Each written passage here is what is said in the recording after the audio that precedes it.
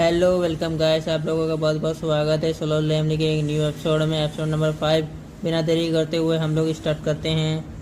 और ये स्टार्टिंग में दिखाया जाता है हॉस्पिटल का सीन। और यहाँ पे हमारा जिनू कंटिन्यूसली वर्कआउट कर रहा था, वर्कआउट पे ध्यान दे रहा था, लेकिन उसकी वजह से उसकी बॉडी काफ़ी कमाल की बन चुकी थी। और उसका एक साइड इफ़ेक्ट भी होता है। तो सारी नर्स होती है वह हॉस्पिटल के अंदर उसको काफ़ी ज़्यादा इम्प्रेस हो जाती हैं। और भाई उसकी बॉडी को देखकर कहती हैं कि उनको पहले लगता था कि वो एक नॉर्मल बंदा है, वो इतना कुछ भी ख़ास नहीं है, लेकिन उसको नहीं पता था कि उसकी इतनी कमाल की बॉडी है। और ऐसा लगता है कि उसका फिजिकल अपीयरेंस चेंज हो चुका है, क्योंकि वो कंटिन्यूसली वर्कआउट कर रहा है। जब यहाँ पे एक नर्स इधर रूम में अंदर आती है तो जिन्होंने अपनी शर्ट पहनी नहीं होती है, और वो यही सोचती है कि यार क्या कमाल की बॉडी है इतना तो। और यहाँ पे उसको बताने आई होती है कि आज तुम डिस्चार्ज होने वाले हो, ठीक है ना। इससे पहले कि जिन्हों यहाँ से चला जाता, इससे पहले लड़की यानी वो नर्स जिन्हों से नंबर मांग लेती है, कॉन्टैक्ट इन्फो। भाई जिन्हों सोच रहा होता है कि शायद वो इसलिए मांग रही है कि वो टेस्ट रिपोर्ट वगैरह भेजनी होगी, जो मेडिकल रिपोर्ट होती है, ठीक है। तो वो अपना नंबर उसको दे देता है। मतलब यार ज़िंदगी में हमारे साथ ऐसा होता ही नहीं है, दिखाया जाता है कि। और दूसरे हंटर का सीन दिखाया जाता है, जो कि हमारे ब्रेक जिन का नाम का होता है। उसकी काफ़ी कमाल की एबिलिटी होती है और उसका इंटरव्यू हो रहा होता है यहाँ पे, ठीक है ना। वो बता रहा होता है कि वह पहले हंटर से पहले या एक फाइटर फायर होया करता था, और जब वो डेंजर में लड़ना जाया करता था उससे पहले वे काफ़ी ज़्यादा ट्रेनिंग करना पड़ता था उसको, नहीं तो उसे स्टिक्यूज स्लो हो जाती। ये न्यूज़ में जिना देख रही होती है और वो स्कूल जाने के लिए रेडी होती है। वो जिनू को बुलाती है तो जिनू इधर ऑलरेडी उठ चुका होता है, और वो नोटिस करती है कि जिनू की हाइट बढ़ चुकी है, और साथ ही साथ उसकी भाई एप्स वगैरह भी आ चुके हैं। और वो कहती है कि क्या तुम वर्कआउट वगैरह कर रहे हो, क्या ये सही है यार लोगों का तुम्हें लोग ट्रेनिंग करके इतने हाइट भी बढ़ा लेते हो। अपनी वहाँ से चली जाती है तो इधर जेना इधर से चली जाती है, और इन्फो में नोटिस करता है वो कि यार उसकी मसल्स काफ़ी ज़्यादा आ चुकी हैं। और ऐसा लगता है कि क्योंकि उसकी एबिलिटी स्ट्रेंथ बढ़ चुकी है, ठीक है ना। अगर ऐसा ही चल रहा तो वो आगे जाके एक बॉडी बिल्डर बन जाएगा। जिन्होंने अपने सारे गोल्स कंप्लीट कर लिए होते हैं, केवल सिर्फ रनिंग ही बाकी होता है, केवल 10 किलोमीटर की रनिंग वही बाकी होती है। तो वो सोचता है कि वो बाद में पूरा कर लेगा। वही पास कुछ ऐसे पॉइंट होते हैं उसके पास जो उसे अभी भी उसको डिस्ट्रीब्यूट करना होता है। थोड़ा सोचता है कि वो उसे किस चीज़ पे ज़्यादा ध्यान देना चाहिए, स्ट्रेंथ पे या तो एजिलिटी पे। वह सोच रहा होता है कि स्ट्रेंथ एक मुक्के से वह जो मारता है उस पर इम्पैक्ट पड़ता है, और एजिलिटी होती है मुक्कों को सहने की एबिलिटी देता है, ठीक है। इन दोनों पे मैं बांट देता हूँ इन पॉइंट को, ओके।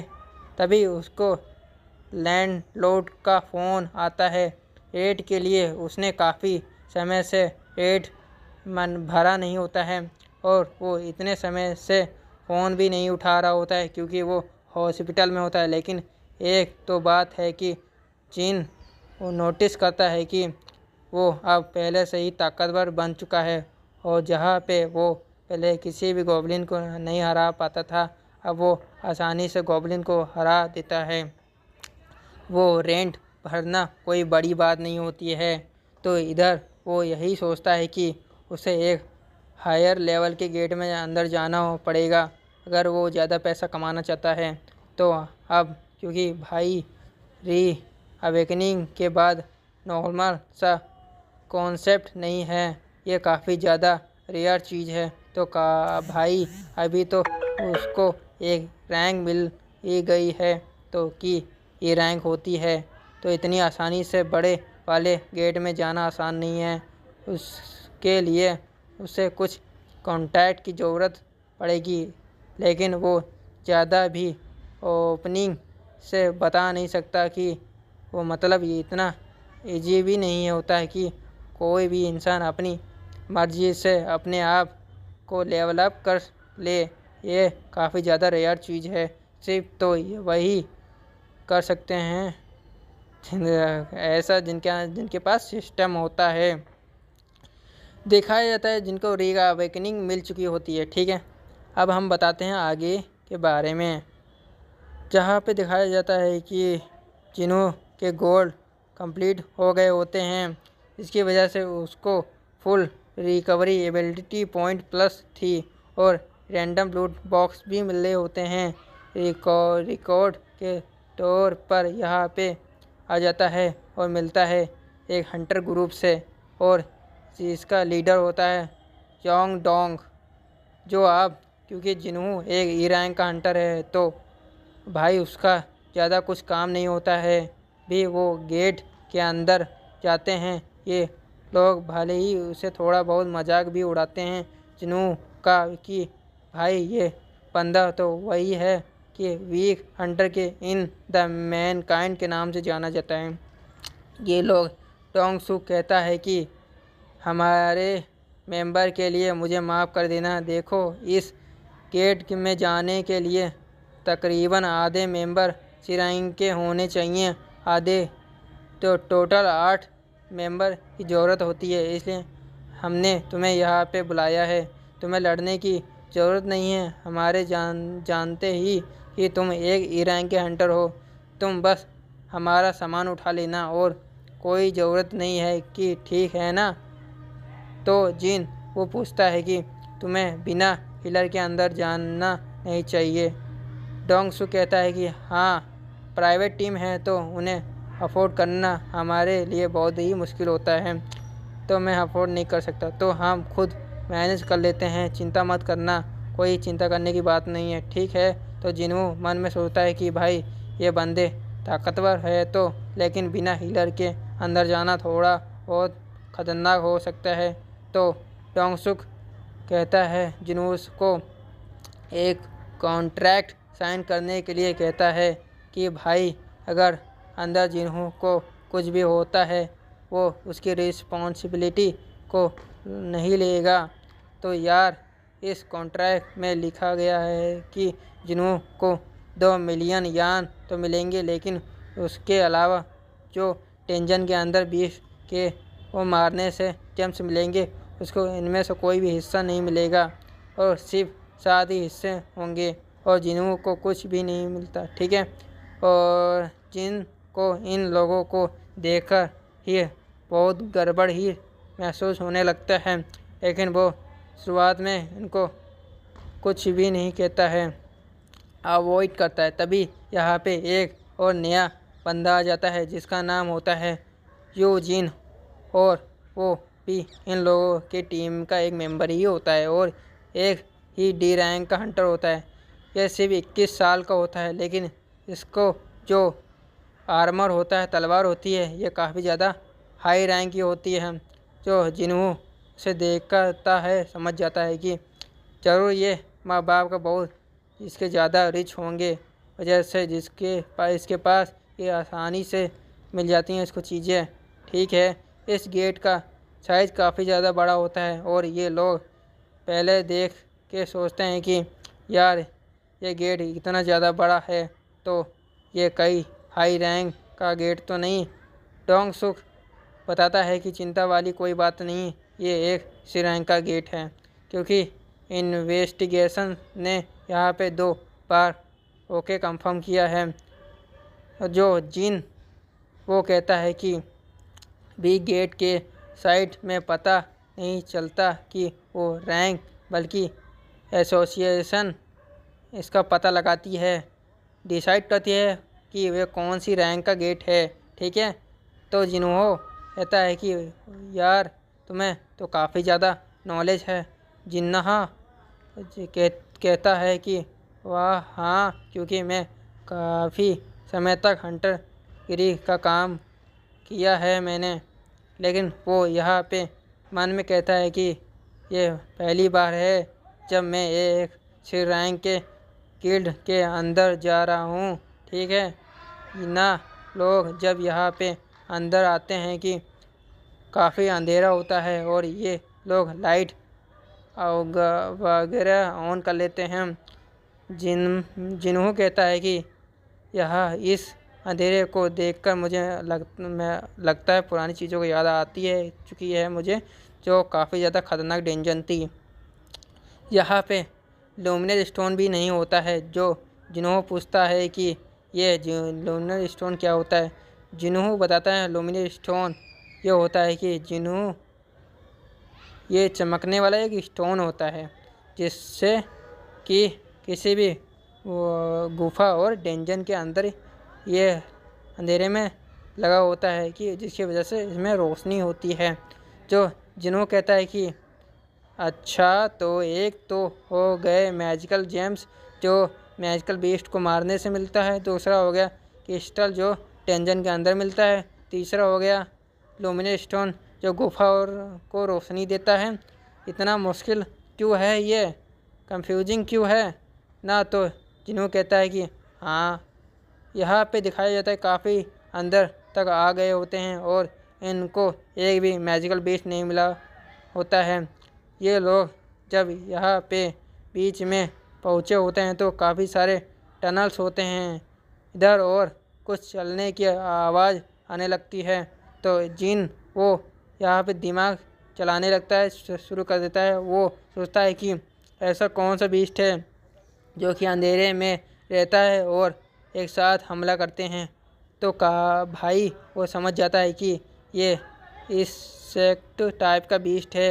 ओके, तैयार हो जाते हैं कि कौन सी तरफ से ये हमला होगा इसके ऊपर, क्योंकि काफ़ी सारे टनल्स होते हैं। तो जिन्हों सबसे पहले अपने इंस्टिंक्ट का इस्तेमाल करके पता लगा लेता है कि इसके ऊपर अटैक होने वाला है, तो इस सब को एक ताला कर देता है और ये सब के सब भाई एकदम रेडी हो जाते हैं और इनसे लड़ना शुरू कर देते हैं।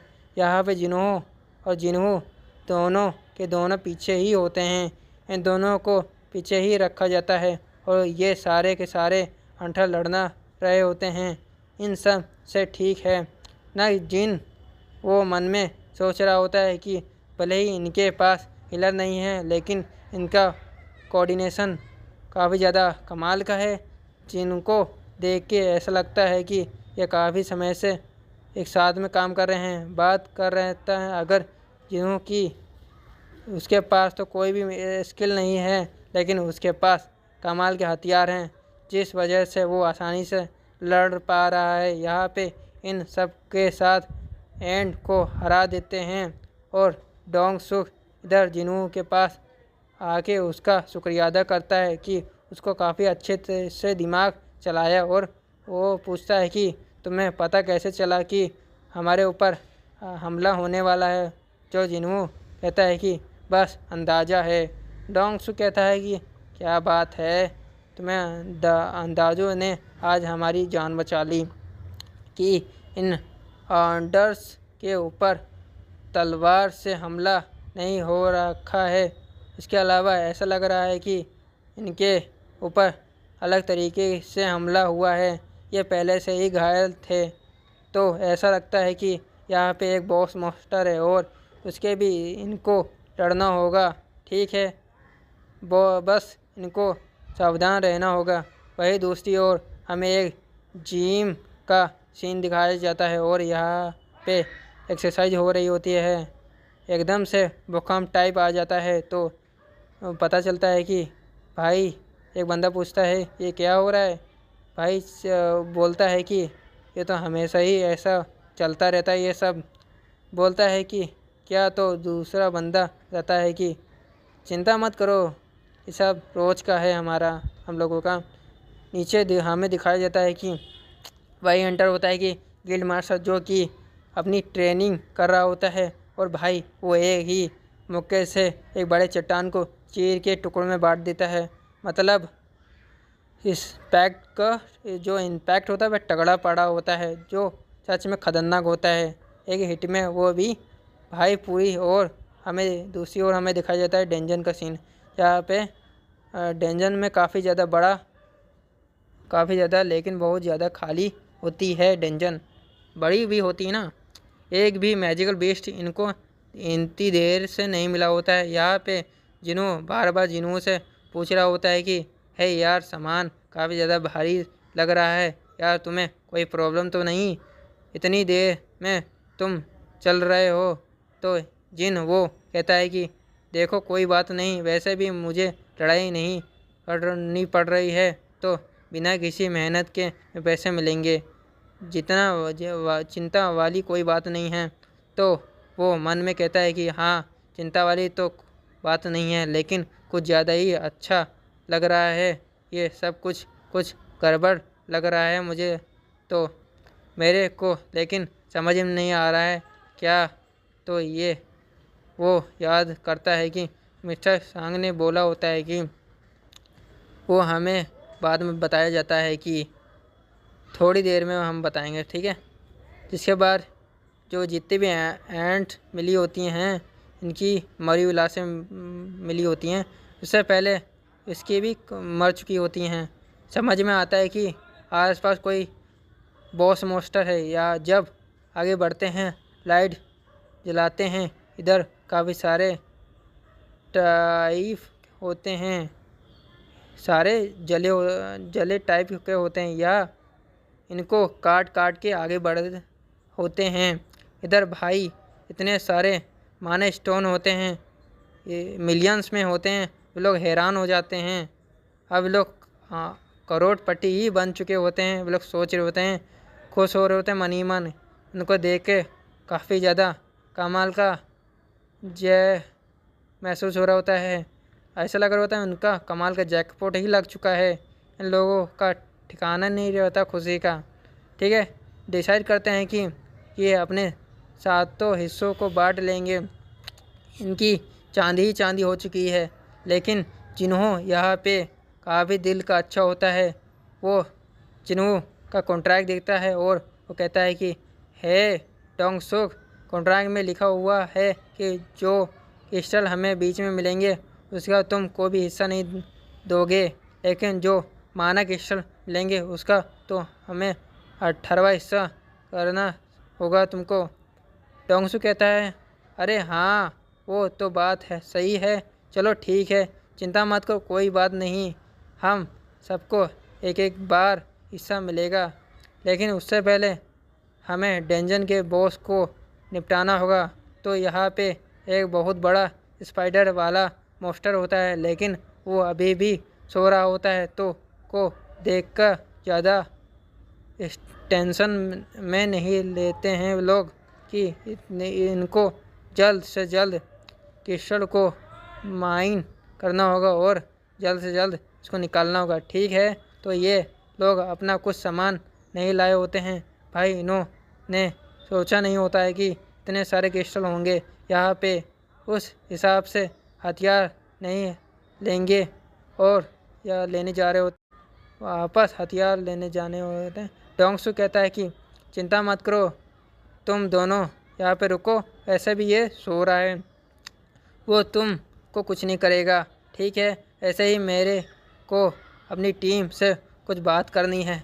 जिन वो को याद करता है कि डांग सुख ने कहा था ये लोग अपने सारे के सारे मिशन बिना हीलर के करते हैं। उसने कहा सारे के सारे मिशन, इसका मतलब यही है। तो पहले भी सी रैंक के डेंजर में ये लोग जा चुके हैं, तो इस हिसाब से तो इनके पास एक 8वां मेंबर भी होना चाहिए ना। 6 क्यों? तो इनके पहले कि जिन्होंने समझ पाए तो तभी डॉन अपना असली चेहरा दिखाने लगता है और वो कहता है कि वो अपना घिनौना चेहरा दिखाता है और लाइन माइन से फोड़ के गुफा का दरवाजा बंद कर देता है। वो उसका घिनौना चेहरा देख के डर जाते हैं। ने पहले ही जिन्हों को इतला किया था कि इस इंडस्ट्री में काफ़ी खतरनाक और काती घटिया लोग हैं। अब तुम्हें पता ही है कि डेंजर में जाने से ऐसे जान पे खतरा होता है, तो कुछ लोग इसका फ़ायदा उठाते हैं और क्राइम कर देते हैं।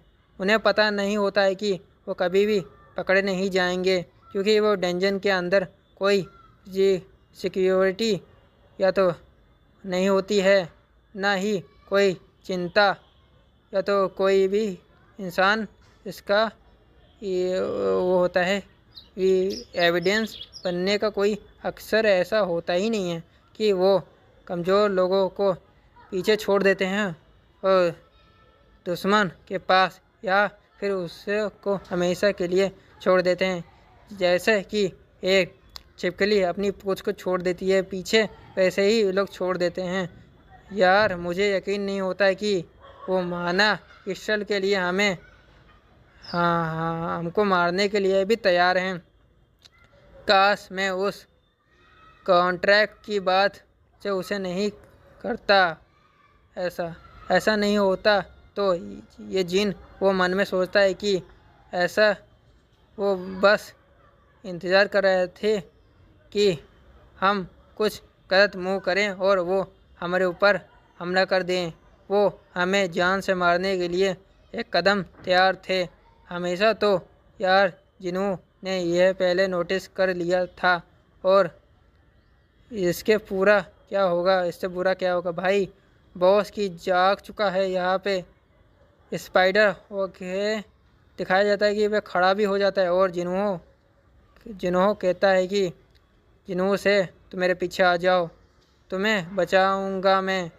जिन्हों सच में काफ़ी ज़्यादा दिल का अच्छा आदमी होता है, लेकिन जिन्हों जब इसको देखता है तो वो कहता है कि शायद में काफ़ी ज़्यादा ख़तरनाक डेंजरियस है। और खास की बात में इसके सी रैंक डेंजर का बॉस इतना ऐसा ही है जो कि हद में ज़्यादा ही ख़तरनाक है, ताकतवर लग रहा है। लेकिन फिर वो उसको गोस्ट ऑफ स्टैचू से कंपेयर करता है तो वो हंसने लगता है और वो कहता है कि यार सॉरी, मैंने गलत चीज़ से बो दी।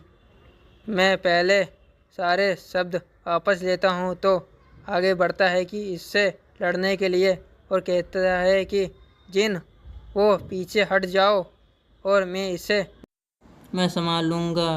दिखाया जाता है कि जिन्हों अपनी स्वॉर्ड निकाल लेता है जो स्नेक मॉन्स्टर को मार के मिली होती है।